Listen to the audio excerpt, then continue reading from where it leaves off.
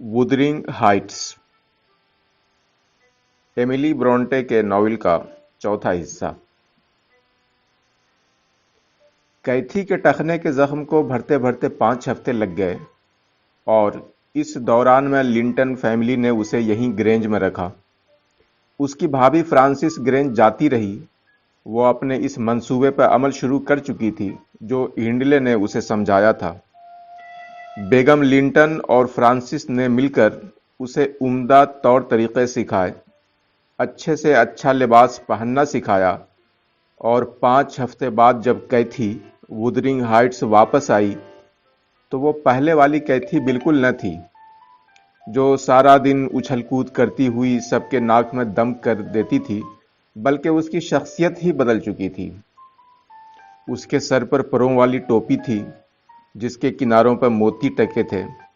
Coat पर एक ढीली ढाली निहायत नफीस शॉल पड़ी थी जिसे उसने दोनों हाथों से थाम रखा था कि जमीन से लगकर गंदी न हो जाए। हिंडले ने उसे घोड़े से उतारते हुए कहा, ओह कैथी, तुम कितनी खूबसूरत हो। मुझे यकीन नहीं आ रहा ये तुम ही हो। इजाबिल तुम्हारे मुकाबले में कुछ भी नहीं, क्यों फ्रांसिस? जी हां, लेकिन अब उसे यहां बावकार तरीके से रहना चाहिए। नेली, जरा कैथी की चीजें तो संभालना। नहीं नहीं कैथी, तुम अपनी टोपी खुद मत उतारो, बाल खराब हो जाएंगे। ठहरो, मैं आहिस्ता से उतारती हूं। फ्रांसिस ने टोपी उतारी। मैंने कोट के नीचे कैथी प्याजी रंग का रेशमी फ्रॉक और क्रिमजी रंग का पाजामा पहने हुए थी। उसके सैंडल खूब चमक रहे थे। कुत्ते उसे देखते ही खुशी से कलांचे भरते हुए उसके पास आए तो उसकी आंखें खुशी से चमक उठीं, लेकिन वो जो पहले हर वक्त उनकी थूथनी बगल में दबाए रखती थी, अब उसने उन्हें बिल्कुल हाथ भी न लगाया कि वो अपने पंजों से उसका उम्दा लिबास खराब न कर दें। मुझसे हाथ मिलाने के बाद उसकी आंखें बेचैनी से इधर उधर हीथक्लिफ को तलाश करने लगीं तो हिंडले और फ्रांसिस निहायत दिलचस्पी से देखने लगे कि 5 हफ्ते जुदा और मुख्तलिफ माहौल में रहने के बाद अब हीथक्लिफ के लिए कैथी की चाहत में क्या फर्क आया है, ताकि उसी के मुताबिक उन्हें अलहदा करने के लिए आइंदा लाइहा अमल तय किया जाए। हीथक्लिफ कहीं नजर न आया। कैथी के ग्रेंज जाने से पहले ही वो बहुत गंदा और मैला कुचैला रहता था, लेकिन उसकी गैर मौजूदगी में तो उसकी हालत और भी बिगड़ गई थी। वो बालों में कंघी न करते, खेतों में काम करते हुए उसके हाथ खुरदुरे और कपड़े मैले चिक्कट हो चुके थे। बज़ाहिर कैथी और उसका कोई जोड़ न था। वो ग्रेंज से परी बनकर आई थी और ये भूत। वो आसमानी मखलूक दिखाई देती थी और ये नाली का कीड़ा। कुजा राम राम कुजा टी टी। कैथी ने अपने खूबसूरत साफ सुथरे सफेद हाथों पर से दस्ताने उतारते हुए मजीद बेचैन होकर कहा, हीथक्लिफ यहां नहीं है क्या? हीथक्लिफ अपने उसी गंदे हुलिये में आ गया। हिंडले ने उसकी गंदगी पर खुश होते हुए कहा, हीथक्लिफ आगे आओ। दीगर मुलाजिमों की तरह तुम भी कैथी को सलाम कर सकते हो। हिंडले ने अभी फिक्रा पूरा भी न किया था और हीथक्लिफ के चेहरे पर तासुरात अभी वाज़ेह न हुए थे कि कैथी की नज़र उस पर पड़ गई। उसने उचक कर हीथक्लिफ के गले में बाहें डाल दी और एक ही लम्हे में 8-10 गर्म गर्म बोसे उसकी मैली गाल पर सब्त कर दिए। फिर एकदम रुक कर पीछे हटी और बोली, उई अल्लाह हीथक्लिफ, तुम कैसे लग रहे हो? स्याह, गंदे, मैले कुचैले। शायद इसलिए कि मैं इजाबिल और एडगर की नफासत पसंदी की आदी हो गई हूं। क्या तुम मुझे भूल गए हो हीथक्लिफ? अब हिंडले बोला, कैथी से हाथ मिलाओ हीथक्लिफ, एक आध बार तो इसकी इजाजत है। हीथक्लिफ बोला, मैं हरगिज हाथ नहीं मिलाऊंगा। मैं यूं तो आप लोगों की तज़हीक का निशाना बनना बर्दाश्त नहीं कर सकता। यह कहकर वो वापस मुड़ने ही वाला था कि कैथी ने उसे हाथ से पकड़ते हुए कहा, हीथक्लिफ, क्या हो गया तुम्हें? मैं कब तुम पर हंसती हूं? मैंने तो सिर्फ यह कहा था कि तुम बहुत गंदे नजर आ रहे हो। अगर तुम मुंह धो लेते और बालों में कंघी कर लेते तो क्या हो जाता? لو اب ہاتھ تو ملا لو۔ یہ کہتے ہوئے کیتھی کبھی ہیتھ کلف کی میلی کچیلی انگلیوں کو دیکھتی اور کبھی اپنے صاف ستھرے عمدہ لباس کو، مبادا کہیں دھبا نہ لگ گیا ہو۔ ہیتھ کلف نے اپنی انگلیاں چھڑاتے ہوئے تیکھے لہجے میں کہا، تمہیں میرے گندے ہاتھوں کو چھونے کی کیا ضرورت تھی بھلا؟ میں گندا مندہ میلا کچیلا جیسا بھی ہوں، ٹھیک ہوں بس۔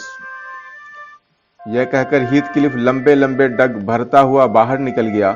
ہنڈلے اور فرانسس تو اس صورتحال پہ بہت خوش نظر آ رہے تھے، لیکن کیتھی دل مسوس کر رہ گئی۔ اس کی سمجھ میں نہ آ رہا تھا کہ ہیتھ کلف کی توجہ صفائی کی طرف دلا کر اس نے کیا برا کیا تھا، اور اس پر اسے اس قدر برہم ہونے کی کیا ضرورت تھی۔ بہرحال ہنڈلے اور فرانسس کیتھی کو اپنے کمرے میں لے گئے اور اس کی توجہ ان تحفوں میں بٹ گئی جو وہ ایزابیل اور ایڈگر کے لیے خرید کر لائے تھے۔ اخلاق کا تقاضا یہی تھا کہ جن لوگوں نے 5 ہفتے کیتھی کو اپنے گھر میں رکھا، اس کی خدمت کی اور ہنڈلے سے ہر طرح کا تعاون کیا، ان کے بچوں کو تحفے تحائف دیے جائیں۔ چنانچہ ایزابل اور ایڈگر کو اگلے دن وودرنگ ہائٹس میں مدعو کیا گیا تھا۔ یہ دعوت ان کے والدین نے اس شرط پر منظور کی تھی کہ ان کے بچے ہیتھ کلف جیسے منحوس اور شرارتی بچے سے دور رکھے جائیں گے۔ میں چپ چاپ ان تیاریوں میں مصروف رہی جو ان بچوں کے استقبال کے لیے دی جانے والی تھی۔ مصالحے پس رہے تھے، برتن منج رہے تھے، فرش کی صفائی میں نے اپنی نگرانی میں کرائی، اور جب سب تیاریاں مکمل ہو گئیں تو مجھے بے اختیار مرحوم ارنشو کی یاد آ گئی۔ وہ میری اتنی محنت کے بعد چپکے سے میرے پاس آتے، تھپکی دیتے، شاباش کہتے اور 1 شلنگ انعام کے طور پہ میرے ہاتھ میں تھما دیتے۔ ارنشو کا خیال آتے ہی فوراً میرا دھیان ہیتھ کلف کی طرف گیا کہ کس طرح وہ مرحوم کی محبتوں کا مرکز تھا۔ وہ اس خدشے کا اظہار کیا کرتے تھے کہ ان کی موت کے بعد یہ لوگ اس سے اچھا سلوک نہیں کریں گے۔ اس خیال نے نہ صرف مجھے اداس کر دیا بلکہ میں ہیتھ کلف کی موجودہ قسم و پرسی پر بے اختیار رونے لگی۔ پھر مجھے خیال آیا کہ رونے سے یہ کہیں زیادہ بہتر ہوگا کہ میں اس کے حالات سدھارنے کی کوشش کروں۔ میں آنسو پوچھتے ہوئے اٹھی اور اسے تلاش کرتے ہوئے استبل میں جا نکلی جہاں وہ گھوڑے کے جسم پر برش سے مالش کر رہا تھا۔ میں نے کہا، ہیتھ کلف آؤ، جلدی کرو، میں تمہارے بال سنوار دوں، منہ ہاتھ دھلا دوں۔ باورچی خانے میں اس وقت کوئی نہیں ہے، جوزف اوپر ہے۔ کیتھی کے باورچی خانے میں آنے سے پہلے تم بالکل ٹپ ٹاپ ہو جاؤ، پھر جتنی دیر چاہو اس سے باتیں کرنا۔ ہیتھ کلف نے سنی انسنی کرتے ہوئے اپنا کام جاری رکھا اور میری طرف آنکھ اٹھا کر بھی نہ دیکھا تو میں نے پوچھا، آ رہے ہو کیا؟ میں نے 5 منٹ تک انتظار کیا لیکن کوئی جواب نہ پا کر واپس آ گئی۔ وہ رات کو 9 بجے تک کام میں جتا رہا اور پھر بھوکا پیاسا ہی سو گیا۔ کیتھی اپنے مہمان دوستوں کے استقبال کی تیاریاں دیکھنے باورچی خانے میں آئی تو اس نے ہیتھ کلف کے متعلق بھی پوچھا کہ اسے کیا ہوا ہے۔ اگلی صبح وہ اٹھ کر اپنی اسی پریشانی میں چٹانوں کی طرف نکل گیا۔ بھوک اور سوچ وچار نے اس کا دماغ کچھ درست کر دیا تھا، اور جب گھر کے تمام لوگ گرجا چلے گئے تو وہ میرے پاس آیا۔ پہلے تو چپ رہا، پھر حوصلہ کر کے بولا، نیلی مجھے صاف ستھرا بنا دو، آئندہ میں بہت اچھا لڑکا بننا چاہتا ہوں۔ میں نے چھوٹتے ہی کہا، ہیتھ کلف تم نے کیتھی کا بڑا دل دکھایا ہے، بیچاری گرینج سے واپس آ کر پچھتا رہی ہے۔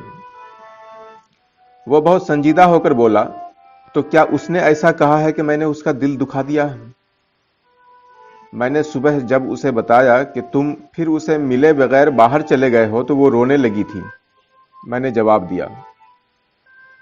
ہیتھ کلف بولا، اور میں جو رات بھر روتا رہا ہوں وہ کس حساب میں گیا؟ تم تو اپنی بیجا اکڑ میں ہی روتے رہے۔ تمہیں اگر اپنے کیے پر ذرا بھی افسوس ہے تو جو ہی کیتھی نیچے آئے اس سے معذرت کرو۔ کمال ہے، اتنی محبت کا دعویٰ اور اس سے ہاتھ بھی نہ ملایا۔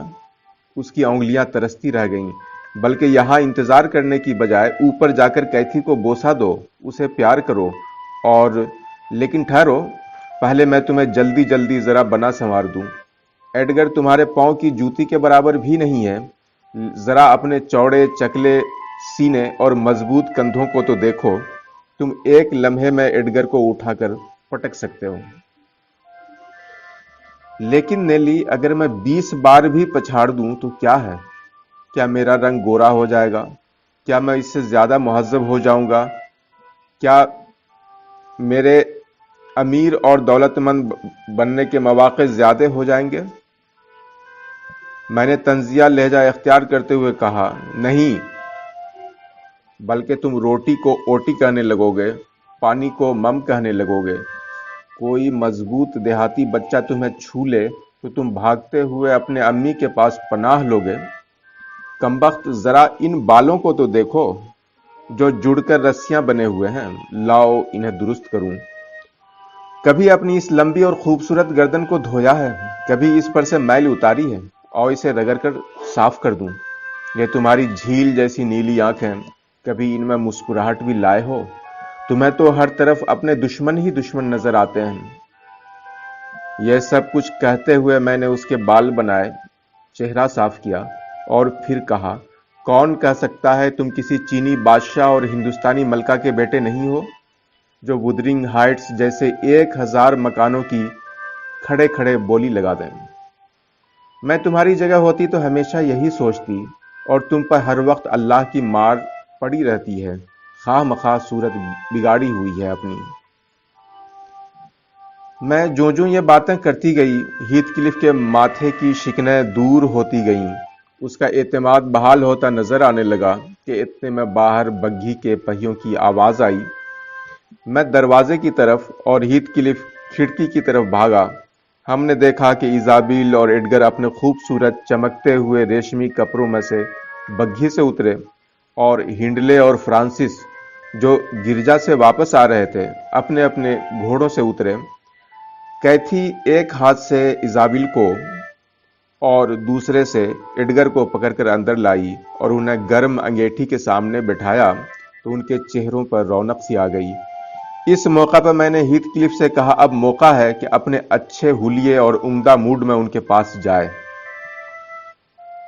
لیکن بعض انسانوں پہ بدقسمتی کی مہر لگی ہوتی ہے، وہ اپنا راستہ بظاہر کتنا ہی صاف کرتے چلے جائیں، کانٹے زمین سے اگتے چلے جائیں گے۔ میری نصیحت پر عمل کرتے ہوئے ہیتھ کلف نے باورچی خانے سے ڈرائنگ روم کی طرف کھلنے والے دروازے پہ ایک طرف سے ہاتھ رکھا تو ہنڈلے نے اسے دوسری طرف سے کھولا۔ وہ ہیتھ کلف کو صاف ستھرا اور چاقو چوبند دیکھ کر غصے کے مارے لال بھبوکا ہو گیا، اور اپنے اس وعدے کا خیال کر کے کہ ایزابیل اور ایڈگر پر اس منحوس اور شرارتی لڑکے کا سایہ بھی نہ پڑے گا، اس نے ہیتھ کلف کو زور سے پیچھے دھکیلا اور جوزف کو پکارتے ہوئے کہا، جوزف، اس لڑکے کو استبل میں لے جاؤ۔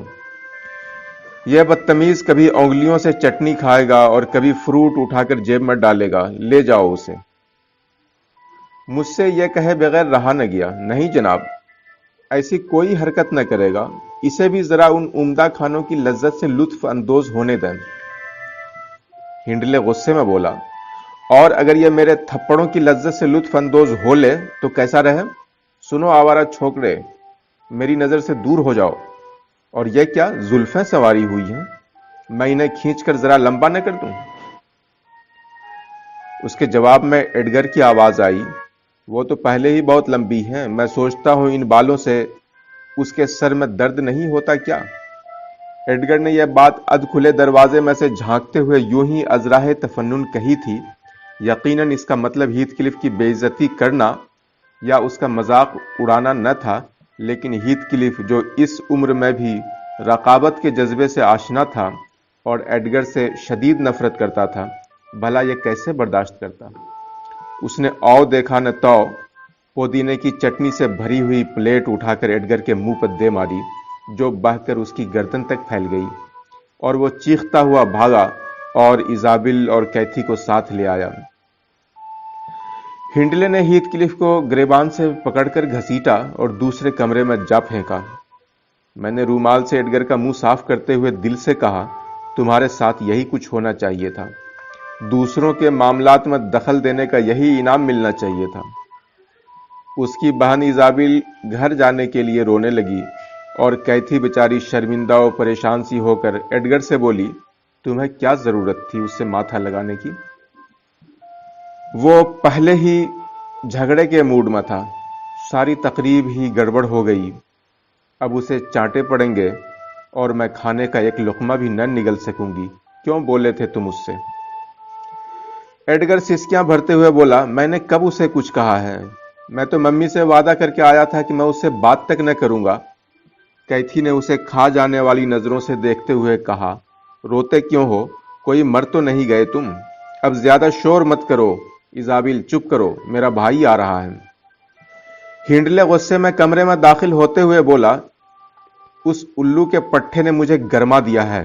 ایڈگر، آئندہ اگر یہ ایسا کرے تو تم بھی 2-4 ہاتھ لگا دینا۔ اب آؤ کھانے کی میز پر۔ عمدہ کھانوں پر نظر پڑتے ہی سب کا غصہ جاتا رہا۔